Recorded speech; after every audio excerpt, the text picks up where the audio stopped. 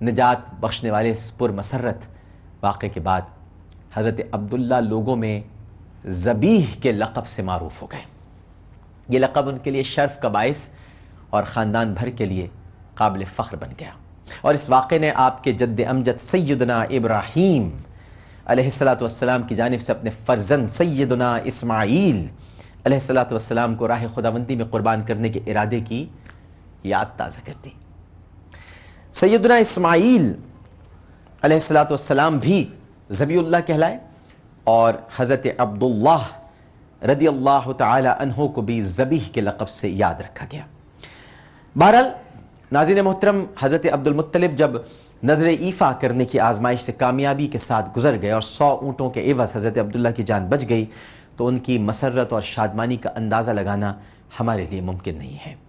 روایات میں آتا ہے کہ حضرت عبداللہ کی پیدائش کے بعد اللہ تعالیٰ نے خصوصی طور پر آپ کی حفاظت و نگہداشت فرمائی، اور ایک مرتبہ ایسا ہوا کہ حضرت عبداللہ نے جب اپنے ساتھ عجیب و غریب واقعات کا مشاہدہ کیا تو اپنے والد گرامی جناب عبد المطلب سے کہا کہ میں جب کبھی مکہ مکرمہ کی وادی اور کوہ ثبیرہ کی طرف جاتا ہوں تو میری پشت سے ایک نور چمکتا ہوا دکھائی دیتا ہے، جو کہ 2 حصوں میں تقسیم ہو کر مشرق و مغرب میں پھیل جاتا ہے اور پھر دوبارہ اکٹھا ہو کر ایک بادل کی شکل اختیار کر لیتا ہے۔ میری نگاہیں یہ مشاہدہ بھی کرتی ہیں کہ آسمان کے دروازے کھل گئے ہیں اور یہ بادل کا ٹکڑا آسمان کی طرف چلا گیا ہے اور پھر جلد ہی واپس آ گیا اور میری پشت میں واپس آ جاتا ہے۔ حضرت عبداللہ کے والد محترم جناب عبد المطلب نے جب اپنے فرزند کی باتیں سنی تو فرمایا، اے میرے پیارے بیٹے، مبارک ہو تمہیں کہ تمہاری صلب سے رحم مادر میں ایک پاکیزہ نطفہ منتقل ہوگا جو اللہ تعالیٰ کی مخلوق میں افضل ترین ہوگا۔ رسول کریم صلی اللہ علیہ وآلہ وسلم کے چچا اور سیدنا عبداللہ رضی اللہ تعالیٰ عنہ کے بھائی حضرت عباس رضی اللہ تعالیٰ عنہ فرماتے ہیں کہ میں اور میرے والد حضرت عبد المطلب یمن گئے، ایک یہودی کے پاس ٹھہرے۔ وہ بڑا دانا تھا، قیافہ شناس تھا اور پرانی کتب کا عالم تھا، یعنی عہد نامہ عتیق وغیرہ۔ والد گرامی سے مخاطب ہوا اور کہنے لگا کہ تم کون ہو؟ عبد المطلب نے جواب دیا کہ قریشی ہوں۔ اس نے پوچھا کہ قریش کی کس شاخ سے تعلق ہے؟ عبد المطلب نے کہا بنو ہاشم سے۔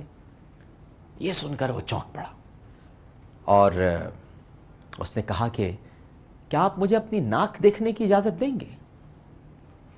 عبد المطلب نے اجازت دے دی۔ اس نے بڑے غور سے دونوں نتھنے دیکھے اور پھر جچے تلے انداز میں اپنی رائے دی۔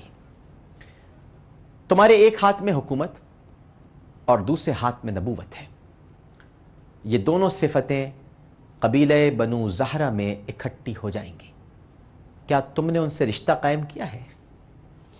عبد المطلب نے جواب دیا کہ بھائی ابھی تک تو نہیں کیا۔ اس نے کہا کہ اس خاندان سے رشتہ قائم کرو، یہ میری نصیحت ہے۔ اب یہ واقعہ حضرت عبد المطلب کے ذہن پر نقش ہو گیا، اور اب حضرت عبداللہ کے لیے جب رشتہ ڈھونڈنے کی ضرورت محسوس ہوئی تو ان کے ذہن میں وہ نقش تازہ ہو گیا اور انہوں نے فیصلہ کیا کہ وہ اس خاندان یعنی بنو زہرہ کے ساتھ ناطہ جوڑیں گے۔ اگرچہ حضرت عبداللہ کی خصوصیات اور حسن و جمال کی وجہ سے قریش کے بڑے بڑے رئیسوں کی خواہش تھی کہ حضرت عبداللہ ان کے داماد ہوں، اپنی فرزندی میں قبول کرنے کی خواہش کا اظہار بہت سے رئیسوں نے جناب عبد المطلب سے کئی بار کیا تھا، مگر آپ اپنے بیٹے کے لیے اس نور نظر کی تلاش میں تھے جس کا تعلق بنو زہرہ سے ہو اور جو حسب و نسب کے لحاظ سے بلند مرتبہ ہو اور عفت و پاک دامنی میں بھی ممتاز ہو۔ اب دوسری طرف سیدہ آمنہ کے والد محترم جناب وہب بن عبد مناف بنی زہرہ میں عزت و نسب دونوں کے لحاظ سے سردار تھے۔ یاد رکھیے اسے مناف کہتے ہیں، مناف نہیں کہتے۔ ہمارے یہاں بہت سی جگہوں پہ عبد مناف لکھا جاتا ہے، یہ عبد مناف ہے۔ انہوں نے اپنی اہلیہ کو حضرت عبد المطلب کی خدمت میں اس لیے بھیجا تاکہ وہ جناب عبد المطلب سے بات کریں کہ میری نیک سیرت اور خوبصورت اور خوش اخلاق بیٹی سیدہ آمنہ رضی اللہ تعالی عنہ کو اگر وہ اپنے بیٹے جناب عبداللہ کے ساتھ نکاح میں قبول فرمائیں تو یہ ہمارے لیے سعادت کی بات ہوگی۔ یہ بڑے اہم واقعات ہیں ناظرین، بڑی توجہ سے سنیے گا، یہ باتیں روز روز نہ بتائی جاتی ہیں نہ آپ کو کہیں پڑھنے کو ملیں گی۔ ہمیں معلوم ہونا چاہیے ہمارے آقا کے والدین کے بارے میں. جب حضرت وہب بن عبد مناف کی طرف سے سیدہ آمنہ رضی اللہ تعالی عنہ کا رشتہ حضرت عبداللہ کے لیے آیا تو حضرت عبد المطلب نے محسوس کیا کہ جن اعلیٰ صفات کی حامل بہو وہ تلاش کر رہے تھے وہ صفات تو یقیناً سیدہ آمنہ رضی اللہ تعالی عنہ میں موجود ہیں.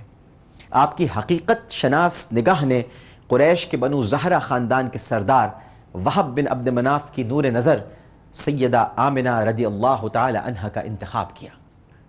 آپ وہب کے گھر تشریف لے گئے. وہب نے جب دیکھا کہ بنو ہاشم کے سردار عبد المطلب نے ان کے گھر قدم رنجہ فرمایا ہے اور اپنے لخت جگر کے لیے ان کی نور نظر کا رشتہ طلب کرنے کے لیے آئے ہیں تو وہب کی خوشی کی کوئی انتہا نہیں رہی اور انہوں نے بنو ہاشم کے سردار کی اس خواہش کو بصر و چشم قبول کر لیا. حضرت عبداللہ کی عمر اس وقت 18 یا 20 برس تھی.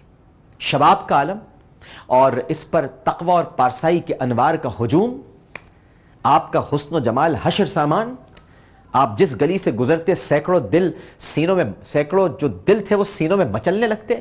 سدھا یعنی نرگسی آنکھیں قدموں میں بچ جانے کے لیے بے چین ہو جاتی.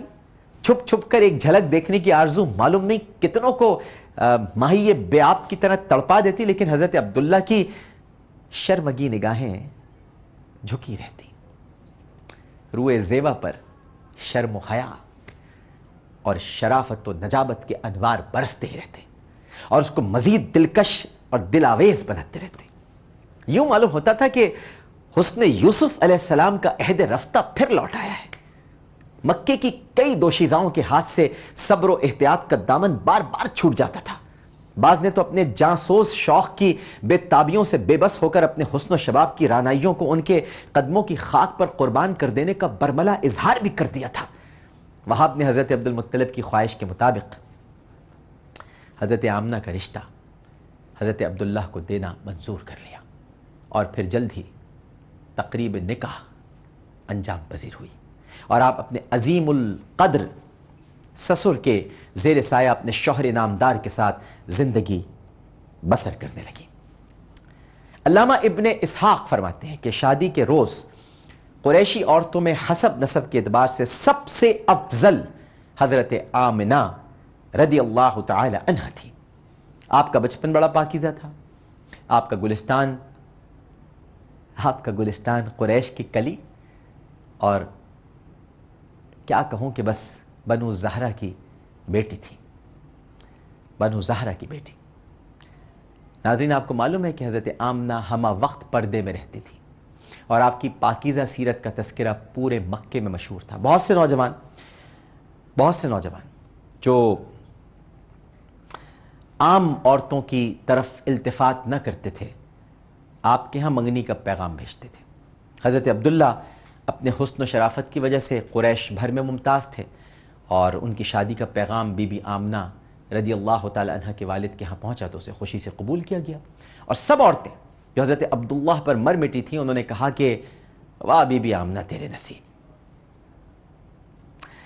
سمجھنا چاہیے ناظرین کہ یہ باتیں فقط عقیدت کی نہیں ہیں جناب، کہ آپ سمجھیں کہ یہ تو ایک عقیدت مند باتیں کر رہا ہے. نہیں جناب، جدید سیرت نگار محمد حسین ہیکل، ان کو تو مانتے ہیں نا، جو ہمارے روشن خیال اعتدال پسند ہیں، وہ جدید سیرت نگار محمد حسین ہیکل لکھتے ہیں کہ یہی بات کافی ہے کہ حضرت عبداللہ بھی بے حد حسین تھے، لیکن حقیقت یہ ہے کہ ان کی شخصیت سحر انگیز تھی اور شادی کے کچھ عرصے بعد حضرت عبداللہ کو اپنے پدر بزرگوار کے ایک تجارتی قافلے کی نگرانی کرنے اور کاروباری ذمہ داریاں انجام دینے کے لیے ملک شام جانا پڑا.